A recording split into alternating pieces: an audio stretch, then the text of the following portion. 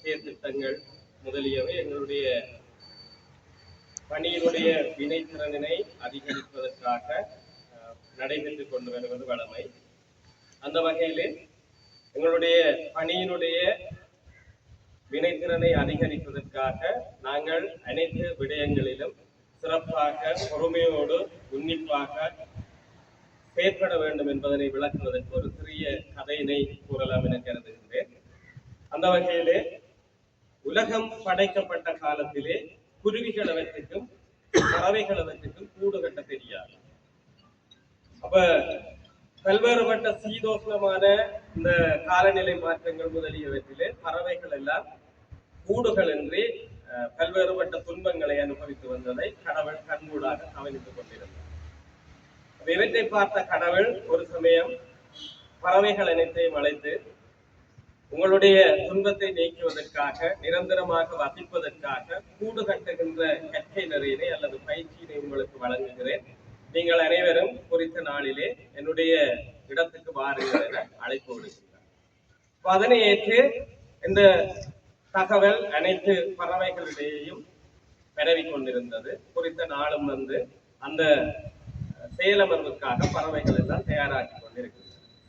அந்த நேரம் ஒரு பறவை, இவ்வளவு காலமும் நாங்கள் இந்த கூட்டிலா வசித்தோம், இதுவரையும் நாங்கள் படாத துன்பங்களா, இப்ப மட்டும் கூடு கட்டி என்ன காண போகின்றோம், எனவே ஒரு தேவையில்லாவையில கடவுளுக்கும் விசர் உங்களுக்கும் விசர், போக வேண்டிய அவசியமே இல்லை என்று சொல்லி தானும் போகாமல் மற்ற பறவைகளையும் தடுத்து நிறுத்த முயற்சி.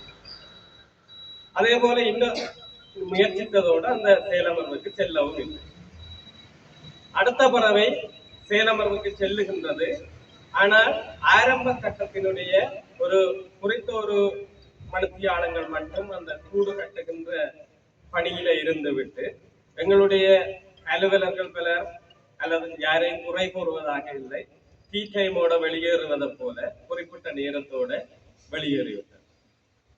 அடுத்த மூன்றாவது வர்க்க பறவை கொஞ்ச நேரம் அதனுடைய அந்த பயிற்சியிலே கலந்து கொண்டு அந்த இரண்டாவது பறவையை விட கொஞ்சம் கூடுதலான நேரம் பயிற்சியிலே கலந்து மதிய உணவோட வெளியேறிவிட்டது. நான்காவதாக இருந்த ஒரு பறவை மட்டும் அந்த கடவுள் அல்லது அந்த பயிற்றுவிப்பாளர் சொல்லிக் கொடுத்த அனைத்து விடயங்களையும் மிக உன்னிப்பாக கவனித்து அந்த பயிற்சி நிறைவடையும் வரையில் இருந்து அதனுடைய அந்த பயிற்சியை பெற்றுக் கொள்கிறார். இந்த 4 பறவைகளும் யார் என்று சொன்னால், முதலாவதாக சென்றவர் குயில். உங்களுக்கு அனைவரும் அறிந்திருப்பீர்கள், ஆரம்பத்திலே சிறு வயதிலே நாங்கள் கற்றிருப்போம், காகத்தின் கூட்டில் குயிலின் முட்டை என்று சொல்லி ஒரு பாடமே இருந்தது. அந்த முதலாவது பறவை குயில், அவர்களை போலல்லாமல் இரண்டாவது பறவை காகம். இந்த காகத்தினுடைய கூட்டை பார்த்திருப்பீர்கள், ஒழுங்கமைப்பு இல்லாம 1-2 அந்த வேப்பங்குச்சிகள் அல்லது ஒரு சிறு குச்சிகளை மட்டும் வளைத்து ஒரு சிறிய ஒரு கூடாக இருக்கு, அதாவது முட்டையிடுவதற்கு மட்டும் ஏற்ற வகையிலே இருக்கு. மூன்றாவது பறவை என்று சொன்ன குருவிகள். குருவிகளினுடைய கூடுகளை பார்த்திருப்பீர்கள், அந்த பஞ்சு, சின்ன சின்ன இறக்கைகள் முதலிய மென்மையான பொருட்கள் எல்லாம் வச்சு ஓரளவுக்கு கட்டியது. 4வது குருவிதான் எதுவாக இருக்கும், தூக்கணாங்குருவி.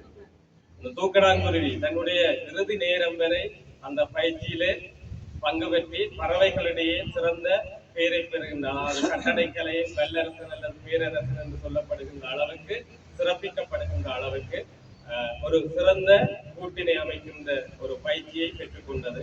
தூக்கணாங்குருவி கூட்டை பார்த்திருப்பீர்கள், அது முட்டையிடுவதற்கு, அந்த குஞ்சுகளை பாதுகாப்பதற்கு, ஆண்குருவி தனியாக அந்த காவலுக்கு இருப்பதற்கு என்று சொல்லி பல்வேறு பகுதிகளை அமைத்து அந்த கூடு அமைக்கப்பட்டிருக்கிறது.